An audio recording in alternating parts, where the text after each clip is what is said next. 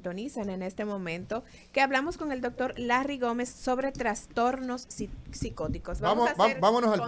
Vamos a hablar con el pueblo. Sí, Lisania buenos Salcedo. días. Adelante, buenas. Sí, Cátedra quería médica. preguntarle, ¿la esquizofrenia es hereditaria o es un trastorno? O es adquirida, ¿no? Vamos a ver. ¿Se hereda, no las transfieren nuestros padres, doctor Larry Gómez, psiquiatra? Sí. ¿O se adquiere? ¿Cómo es el tema? Hay un aspecto genético importante que nos habla de que, por ejemplo, los gemelos monocigotos tienen un 13% de probabilidades de padecer esquizofrenia. Un hermano de alguien que padezca esquizofrenia puede tener un 10% y un sobrino puede tener un 3% de probabilidades de tener esquizofrenia, un sobrino. O sea que genéticamente el alcance es muchísimo mayor que en otras situaciones de salud. Doctor, ¿cuáles son las distintas fases en que puede ir desarrollándose un trastorno psicótico? Principalmente las ideas delirantes y las alucinaciones y las personas que presentan una conducta solitaria y también un discurso incoherente. Cuando tú dices ideas Delirantes, me Delirante. refiero a delirios o falsas creencias, alteraciones del contenido del pensamiento propiamente dicho. Dame un ejemplo, Larry, dame un ejemplo. Una idea delirante. Un ejemplo de una Sí. idea delirante podría ser creer que lo están investigando, que lo están buscando por la CIA, que lo están buscando por organismos de inteligencia, que le tienen intervenido el teléfono, que le van a hacer daño, que están buscando a su familia o que su familia O sea, no que es... o sea, que dentro de la esquizofrenia están aquí, o sea, uno de los elementos es que tienen delirio de persecución. Delirios de persecución, Sí. que son los más frecuentes, Sí. pues, entendiendo que la esquizofrenia paranoide es la más frecuente y la de mejor pronóstico, donde predominan sobre todo los síntomas positivos. Cuando hablo de síntomas positivos me refiero principalmente a alucinaciones, alteraciones perceptivas y delirios. ¿Escuchan voces los esquizofrénicos, doctor Larry Gómez? El escuchar voces es uno de los síntomas más frecuentes de la esquizofrenia. Voces que le dicen que haga cosas o voces que comentan lo que está haciendo esa persona. Mira, ahora fulano está haciendo tal cosa. O fulano ve, agrede a tal persona. Por eso representa en gran medida un peligro en algunos casos para la sociedad, la familia o para él mismo. Porque se habla que un 15% de los pacientes esquizofrénicos pueden quitarse la vida, un 15%. ¿Cómo? Adelante, Roberto. Larry, por lo regular, en relación al encierro del COVID, se asocia que ha traído un aumento de los trastornos de la conducta. ¿De acuerdo? Pero por lo regular se asocia con la conducta neurótica. También ha habido un aumento de la trastorno de la conducta psicótica o de la patología Se psicótica. habla ¿Qué es neurótico y qué es psicótico? Porque estamos hablando para el pueblo, estamos hablando para que la gente nos entienda. Cuando nos referimos a problemas neuróticos, nos referimos a problemas de ansiedad, sobre todo. Neurosis se le llamaba en la década de los 70 y los 80 a todos los problemas de ansiedad. Después, con la evolución y la revisión y la reunión de cada una de las sociedades de psiquiatría, han acordado que se le llamen trastornos de ansiedad, a la Ok. neurosis. ¿Ok? Lo que son la fobia, estrés postraumático, trastorno de ansiedad generalizada, ataque de pánico, ese tipo de problemas. Trastornos de ansiedad. Sí. Era lo que antes se conocía como neurosis. ¿Y la psicosis? Y la psicosis necesariamente debe tener ideas delirantes o delirios o falsas creencias y alteraciones perceptivas o alucinaciones. Tú sabes una cosa, el doctor no lo va a decir, Lisania, Roberto Lafontaine, pero la gente que le dicen loco, ese es el psicótico. ¿eh? Ese es el psicótico. Él no lo va a decir porque a los psiquiatras no les gusta hablar de los orates o de los locos, pero para que la gente lo entienda, cuando hablamos de el psicótico, es el que anda en la calle con enfermedad mental de esa naturaleza. Doctor, y ahora que para fines de cultura general, Ajá, vamos a ver. en la década de los 80 y los 90 se elevó una instancia a la Organización Mundial de la Salud impidiéndole que utilizaran el término de mongólicos Ok. Mongolia elevó esa instancia. Ujú. Y a partir de ahí se comenzó a llamar discapacitados mentales. Exactamente. Porque se entendía que era menos gravoso, menos agresivo, menos lesivo a la autoestima de una persona que es víctima de una enfermedad. Así es. Pero también discapacitado visual, discapacitado motor, discapacitado mental, o sea, es menos gravoso, menos estigmatizante. Y eso fue uno de los objetivos de la salud mental de la OPS y la OMS, con la finalidad de ir desmontando el estigma El estigma, sí, la parte en salud peyorativa. mental, la parte peyorativa. Despectiva, que muchas veces se tratan a las personas que tienen un problema de salud. Una salud, Que como sí. pudiste haber desarrollado una enfermedad obstructiva crónica por el uso del cigarrillo, o pudiste desarrollar osteoartrosis, desarrollaste esquizofrenia, desarrollaste una enfermedad que se trata en el marco de la salud y lo tratan los médicos psiquiatras y lo trata también, como no, salud mental en términos general, porque hay un aporte que puede hacer el psicólogo en todo esto también, ¿no? Al quitarle este peyorativo de loco, se le da su condición humana. Claro que sí. Una pregunta. Por lo regular se asocia esto a la inteligencia porque este tipo de personas se dicen son muy inteligentes. E inclusive, bueno, ustedes dos son un poco más jóvenes que yo, en No, la un poco universidad, no, mucho más jóvenes que tú. un poquito, ¿verdad? habían dos. Uno lo llamaban el cienciólogo, no sé si ustedes tuvieron oportunidad de conocerlo, y el otro era Matos Méndez, que eran personas que te desarrollaban un discurso que el que no lo conocía o no se detenía a escucharlo, no se daba cuenta de las incoherencias. Entonces, esto se asocia a la inteligencia. ¿Qué tú dices de esto, Larry? No está vinculado a la inteligencia, pero sí me surge una idea en torno al Quijote de la Mancha, uno de los libros más connotados de la historia de la humanidad, donde el Quijote padecía una serie de alteraciones psiquiátricas y tenía un hombre práctico, en este caso a Sancho Panza, Sí. que no entendía lo que significaba algunos comentarios, algunas ideas que tenía el Quijote. Entonces ya la gente, desde el punto de vista antropológico, sociológico, la gente dice, mira, no estudie mucho porque te puede volver loco. Sí. Eso la gente, en términos cultural, tiene esa idea, pero no es así. En los países desarrollados tienen otra percepción, tienen otra idea, otra aspiración. Doctor, y con relación a lo que mencionaba el doctor Amaury García anteriormente, de estas personas con estos trastornos que vemos regularmente en la calle, sucios, descuidados, que a veces hasta duermen en las calles, ¿qué es lo que pasa con esas familias? ¿Se cansan de la atención al paciente, los dejan? Se ha logrado identificar que algunas personas, por ejemplo, que pasan mucho tiempo en ayuna, pueden debutar con una esquizofrenia. Hay familias que en la medida que, tienen un paciente de crisis en crisis, pueden entonces cansarse de ese paciente y soltarlo a la calle. Porque hay que entender la realidad social y económica de cada familia.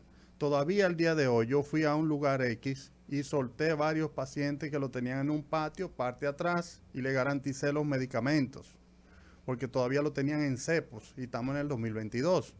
Entonces, ¿Qué son los cepos? Los cepos son como estructuras de madera, que le ponen en las manos y en los pies para que el paciente agresivo no agreda a los familiares. Y lo tienen en un cuartico, parte atrás. Ujú. Todavía hay provincias que están utilizando eso y es un asunto... Es inhumano. Cuando hay medicamentos, cuando hay tratamiento, cuando hay intervención en crisis. O sea, es inhumano. Entonces, una forma de atenuar el impacto que significa para la sociedad y para esa familia que por desconocimiento en muchos casos recurre a este tipo de prácticas que condenamos en realidad. Hay una persona que ha estado insistiendo. Vamos a ver si conectamos. Adelante, Cátedra Médica. Buenos días. Sí, muy buenos días. Yo le voy a decir algo. Yo sufro de ansiedad. Y muchas veces, o sea, hay pensamientos que son repetitivos, que me vienen con relación a las cosas. Pero yo no pienso que eso es una psicosis. Ahora, hay una situación que está teniendo la población hoy en día, y es que hay muchas cosas que están pasando Y todas, si la ponemos a unirnos, esas cosas le sacan una serie de situaciones que son muy adversas a nivel mundial. Mire, por ejemplo, yo escuché al doctor Rodríguez Monegro, creo que fue, que hablaba de producto a un bebé. Eso causa un choque, principalmente para personas que vivimos en los años 60, 70, nuestras juventudes, 80.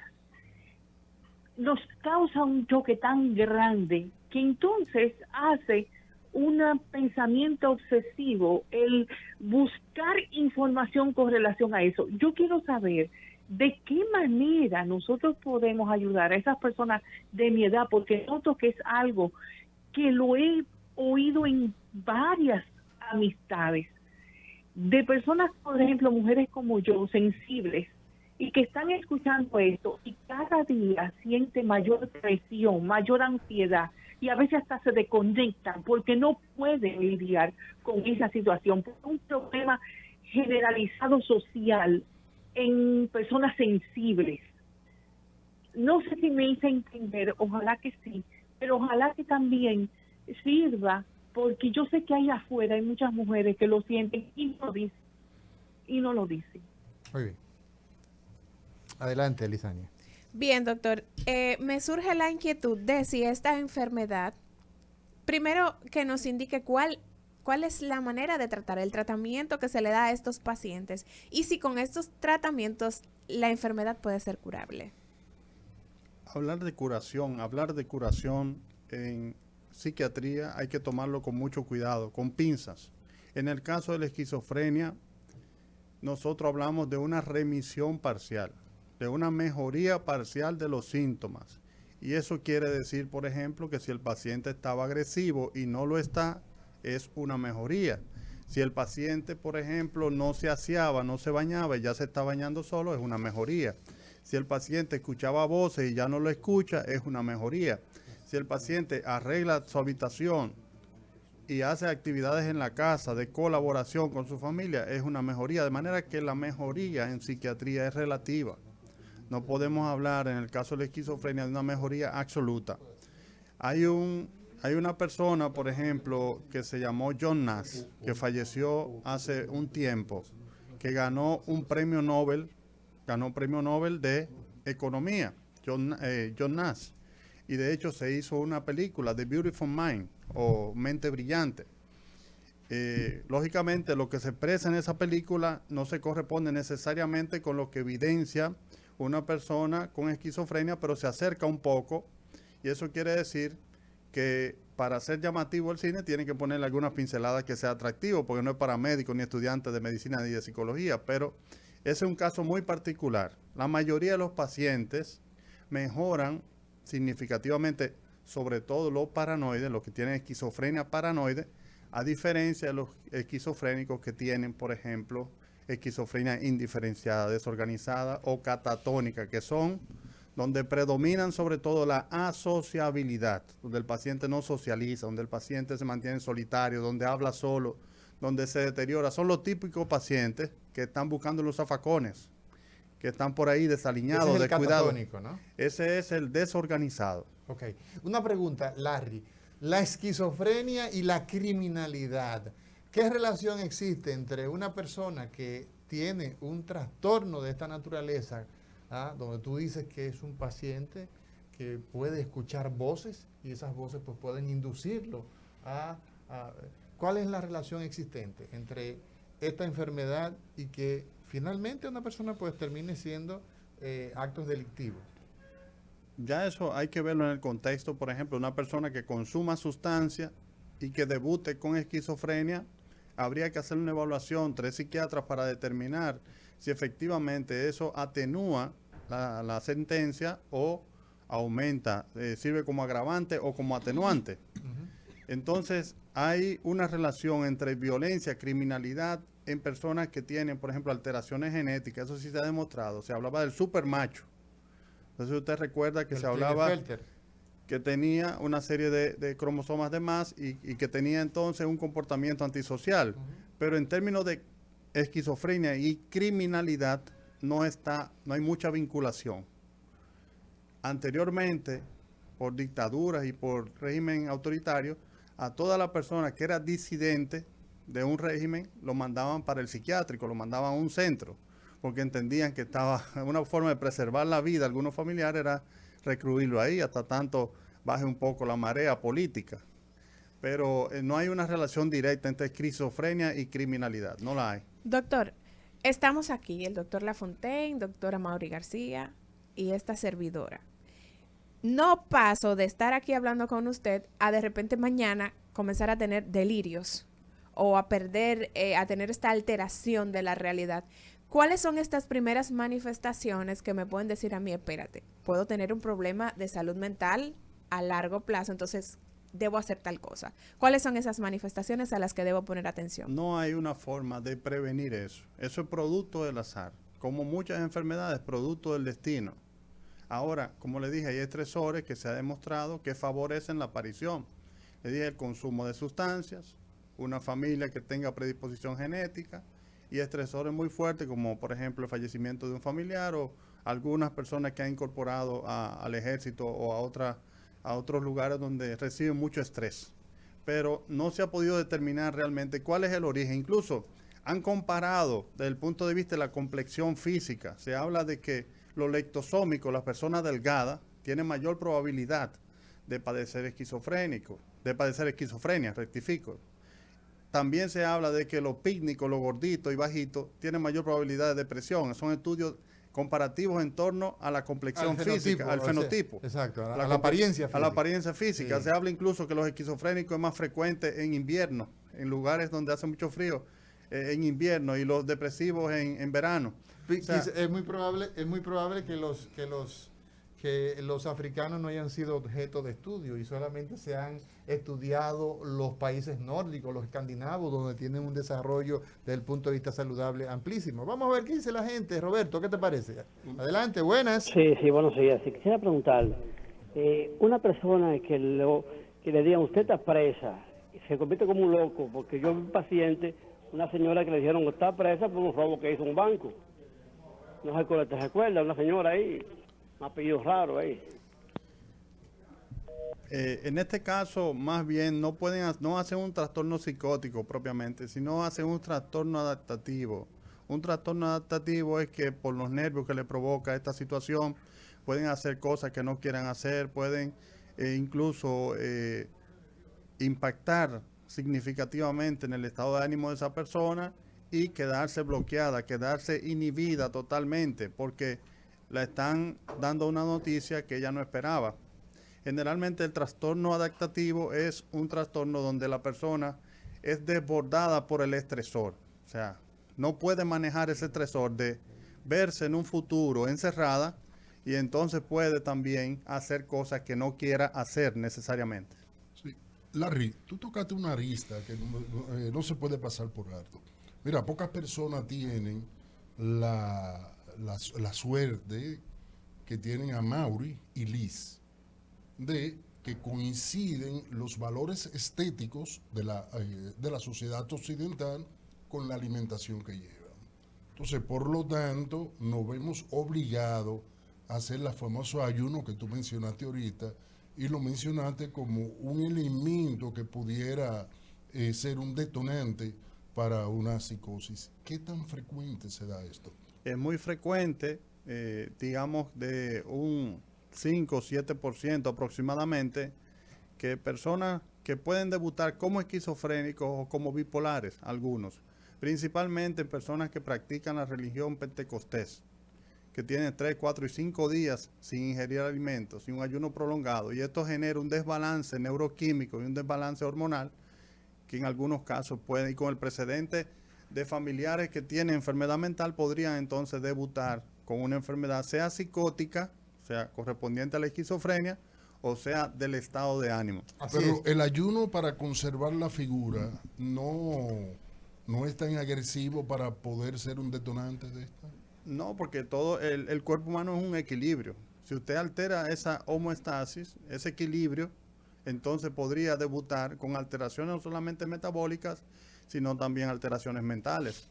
Bien, Larry, nosotros tenemos la misión de ofrecer las informaciones desde el punto de vista general que sean lo más efectivas posible. La esquizofrenia desde el punto de vista farmacológico, ya hemos hecho un diagnóstico. La gente que nos está escuchando dice, mira, sí, ciertamente este hijo que tengo, este hermano, o yo tengo algunos datos, ¿verdad?, parecidos a esto, porque los familiares normalmente son los que llevan al paciente psiquiátrico. Normalmente no es el paciente que va y dice, mire, yo creo, aunque hay excepciones. Ahora, ya el paciente con el diagnóstico de esquizofrenia, ¿qué opciones terapéuticas nosotros tenemos? Principalmente los medicamentos llamados antipsicóticos. Estos medicamentos lo que procuran es estabilizar la dopamina y estabilizar la serotonina, que son neurotransmisores, son sustancias que se alteran principalmente cuando hay casos de esquizofrenia. Eso en primera instancia. Tenemos que en las primeras 3 semanas, en el primer mes, se instaura un tratamiento con antipsicóticos. Si no hay respuesta al tratamiento, entonces pasamos a la terapia electroconvulsivante como una opción de tratamiento electroshock, lo que la gente llama comúnmente electroshock. ¿Qué evidencia tiene que la terapia electroconvulsiva o el electroshock ayuda a estos pacientes? Ayuda, se habla que mejoran en un 80, en un 90%, sobre todo con las ideas delirantes y las alucinaciones, la elimina en gran medida y el paciente logra una estabilidad, porque muchas de estas sustancias que se producen como neurotransmisores tienen ese desbalance y con la terapia se liberan en mayor medida y se logra una estabilidad de la membrana neuronal. Entonces, en ese sentido, la terapia es un potente antipsicótico en términos prácticos. O sea, para que el la gente electroshock tiene ese efecto. tiene ese efecto. Y es un tratamiento biológico, porque estamos hablando de una descarga eléctrica, controlada naturalmente, con una dosificación, etcétera. Que debe ir de 70 a 90 joules y no tiene amperaje, o sea que no altera y no el ritmo. produce daño en las neuronas. No produce daño, es lo contrario, porque en la medida que hay una crisis esquizofrénica, el paciente se puede ir deteriorando cada día más el aspecto cognitivo y cognoscitivo. Procesamiento de pensamiento, interpretación de las ideas, socialización, se va deteriorando en la medida que el paciente vaya siendo de una crisis en otra. De una crisis en otra, así es. Entonces, sí, una cosa importantísima es la adhesión al tratamiento. O sea, los pacientes que no tienen adhesión al tratamiento son pacientes que van a estar cada vez en peores condiciones. Larry, el tiempo nos ha llegado a su final en Cátedra Médica. Agradecerte que tú eres ya de este equipo, y esperamos tenerte nueva vez acá hablando de temas de psiquiatría. Lisania Salcedo. Así es, muy agradecidos, doctor, porque usted siempre está en la mejor de las disposiciones de venir a aportar esta información tan útil para que nuestra audiencia pues cuide su salud. Doctor Lafontaine. Sí, no solamente solicitarle a Larry que la próxima vez no venga si Estepan no viene con él.